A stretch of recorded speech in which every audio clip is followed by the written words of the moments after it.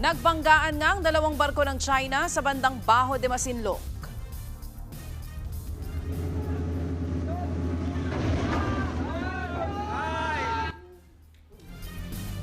Sa video na yan mga kapatid, makikita ang pagbundol ng People's Liberation Army Navy Ship 164 sa China Coast Guard Vessel 3104.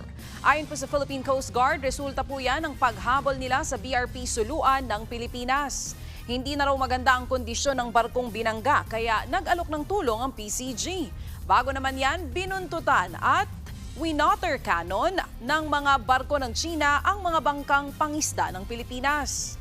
Ipinadala ang BRP Suluan at Teresa Magbanwa para i-escort ang nasa 35 Pinoy fishing vessel at matapos po niya, nadala naman daw ng PCG sa ligtas na lokasyon ang mga mangingisda.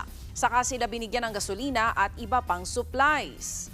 Nanindigan naman po ang Pangulong Bongbong Marcos Jr. na hindi aatras dahil sa takot o sa takot ang Pilipinas matapos ang isa na namang insidente ng panghaharas sa West Philippine Sea.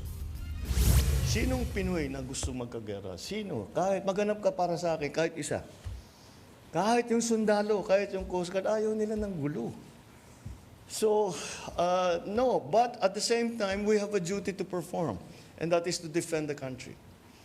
So no, we never back down. Mga kapatid, Ruth Cabal po para sa mabilis na pasada ng mga balitang dapat niyong malaman, mag-follow at mag-subscribe sa social media pages ng News 5.